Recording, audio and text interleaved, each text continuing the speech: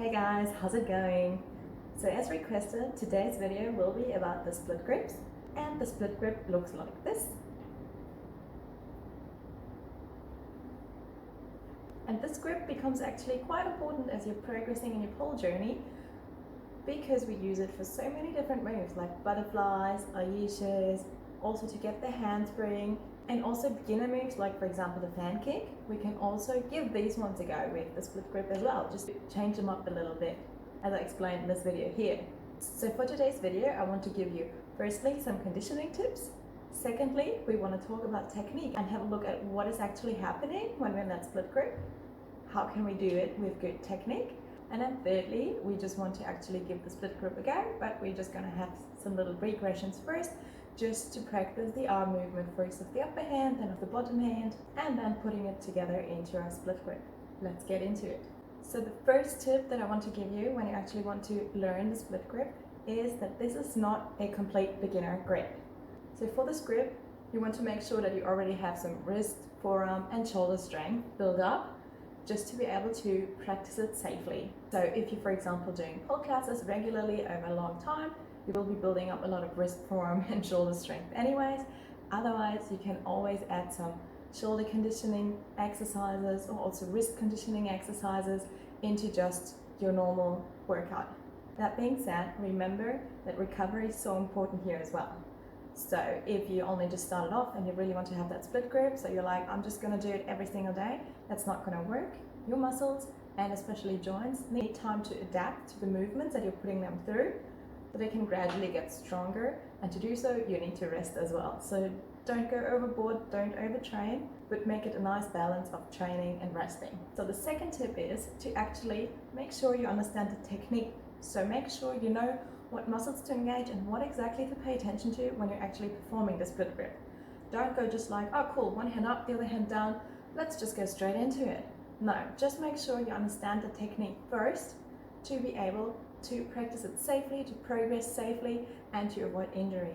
When you have a solid understanding of what is going on in that split grip, you can start working on this grip, really trying to perform it with good technique, which will help you in the long run because then you don't have to try to fix up little mistakes later on. So that's why I build in a little technique part in this video as well. So then the third thing, before we're practicing the split grip on the pole, is to actually warm up your wrists, warm up your shoulders, make sure that they're really nice and warm and prepared for practicing the split grip, just to, again, avoid injury and be able to progress quicker. Now let's assume we are pretty strong, so we just want to give that split grip a go, and then also we have a solid understanding of how the split grip works, and we also warmed up properly. So now before we actually hop onto the pole, make sure that it's nice and clean, that your hands are nice and clean, and also feel free to use some grip aid when you realize that you're not having good grip that day, or when your hands are getting really sweaty or whatever, or wipe them constantly, keep them clean. Make sure you have a really good grip when you're practicing this grip, just because it will make it heaps easier to actually focusing on what is happening rather than having to worry about sliding down the whole time and not being really able to focus on the proper technique. And tip number 5 is don't practice too often.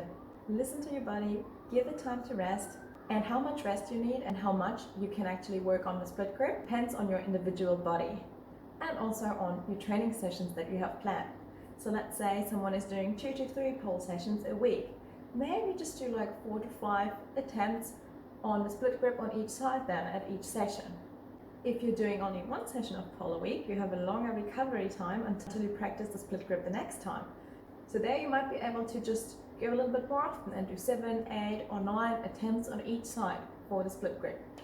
Of course, other factors here play a huge role as well. For example, age, how strong you already are in your wrists and shoulders, also how much sleep you get, what your nutrition is like, all of this. So just listen to your body when you go for it and avoid overtraining.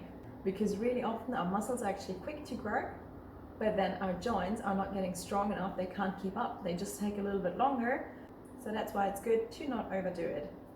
And the last little tip is to stretch it out at the end of your session. So if you've been working on split grips quite a lot, make sure that you stretch out your shoulders properly after, your forearms and your wrists. Alrighty, so let's have a look at the technique of the split grip. So firstly, hand positioning. So we basically just want to pop our bottom hand onto the pole wherever it feels good and just keep it there. Now we want to actually stand in front of the pole and then reach high up with the other arm. Make sure you don't reach super high up so that I'm actually really reaching with that arm, but I'm just bringing it up and placing it high. That way I can pull on it really nicely as compared to reaching really high up, and then it kind of gets awkward to pull it here and it doesn't feel really nice either. So just popping that bottom hand on and then bringing the other one high up but not over the top high. So as you can see, my top hand is in a handshake grip, so I'm just holding the pole like this, and my bottom hand is in a gun grip. So I'm basically putting it down like this. I'm having my finger extended down here, which basically elongates the line from my arm. So we're having a gun grip like this, so this finger goes down and the rest is just holding around the pole. The top end is just a normal handshake grip. Another thing that we want to pay attention to is that the bottom arm is not moving away from our body, like to the side or wherever. We want to keep it into our body, so make sure that your elbow is close to your body here. So I'm popping on the bottom arm and then reaching high here, not over the top high. And yeah, I have my handshake grip up here and my gun grip down here. As you can see, my elbow is touching my body here, so I have it right inside. We want to make sure that we are not overextending the elbow like this, but we just want to keep it slightly bent. It doesn't even have to look over the top bend. Just bend it slightly so that you can feel that it's bent. And yeah, making sure that this elbow stays close to our body here. So let's get into the position once more. I'm on my tippy toes here, placing my bottom hand onto the pole in my gun grip, placing the top hand on top, and now kind of because I stepped over, my elbow is automatically on my belly. Now to actually lift up, we want to be pulling with that top arm, so I'm really pulling here, and then at the same time we want to push with our bottom arm. So I want to be pulling up here and pushing down here, and try to not only push your hand into the pole forwards or down, but to make it like a little mix of forward and down. So we want to push diagonally here. So popping the bottom hand on, bringing the top arm on, and now I want to be pulling with the top arm and pushing diagonally here.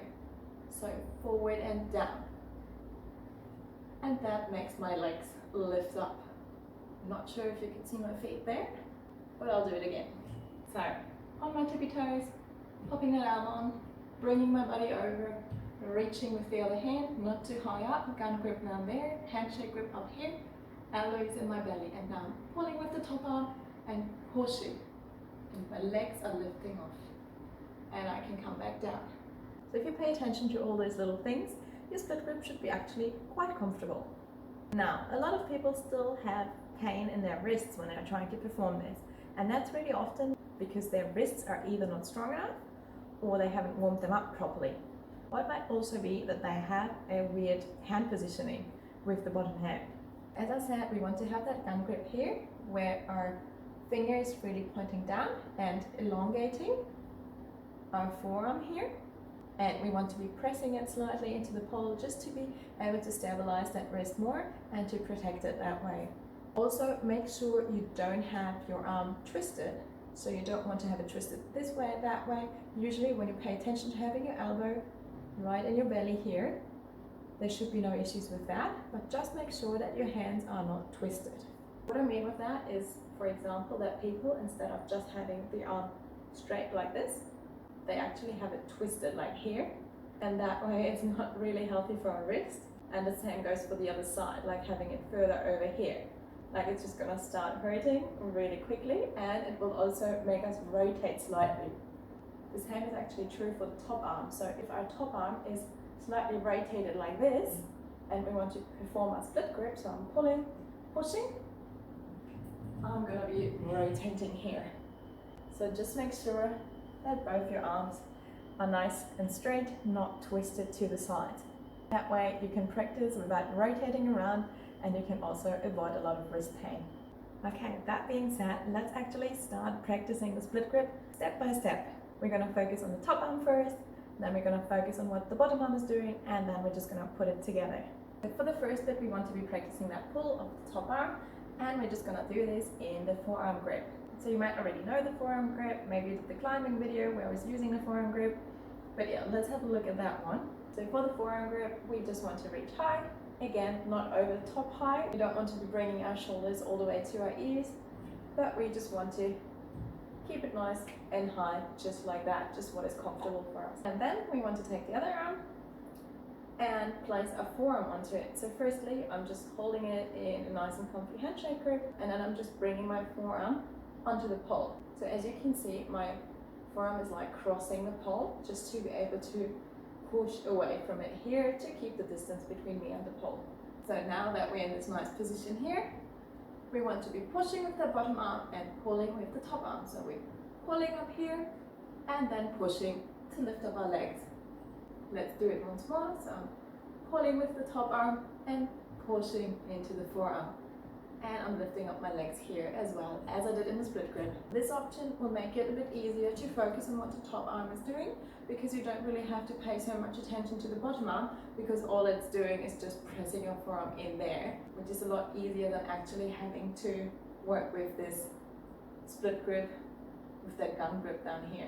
So the next one will be also a forearm grip, so where our forearm is onto the pole, but before we were actually pushing here, and now we're just going to be pulling, because the arm that has the forearm onto the pole will be our top arm this time, so we can focus on that bottom arm and what the bottom arm is doing. For this, we want to place the pole into our elbow here nicely, and then we're just bringing our hand up. So we have more or less a 90-degree angle here, and then we're taking the other hand, bringing it onto the pole, and now we want to again push down and forward, so diagonal. And we want to keep the elbow into our belly as well. So we're doing exactly the same thing as I explained before, only that the top arm is different. And here we want to really be pulling here, engaging that biceps as well. And then as we're pulling with that top one, we can start pushing with the bottom one diagonally. So let's pull with the top arm, and then we push into the bottom arm, lifting my legs and coming back down. Once more, I'm starting off on my tippy toes, placing the pole into my elbow, and then reaching it up here, pulling here, bringing my other hand down, and then we want to be pushing forwards and down. So pulling with the top one, and then as I push, I can lift my legs off the floor and float. Just like this. So if the first exercise feels alright on your top arm, the second exercise feels good on your bottom arm, we can just put it together into our split grip. So we want to be paying attention to all the things we were paying attention to before. So I'm just popping that arm on, bringing my body in front of the pole, reaching the other arm high, not too high, gun grip down here, handshake grip up here, pulling with the top one, pushing, keeping my elbow by my belly line. And I'm pushing here diagonally. So I'm pushing to float and back down. Not twisting my arms around or anything like that, just keeping them nice and straight to avoid rotations and wrist pain. Just once more, bottom arm, top arm, pulling and pushing, floating. We can bring our legs to the back, we can bring our legs to the front, and just make nice shapes if it feels comfortable, and come back down. So as you can see, with that split grip, just practicing it on the ground, you can already do heaps of things, like you can just lift up and down, and up and down, and just go for some reps here. Or you can do an isometric hold, where you just push and pull, and just hold it here, and bring it back down.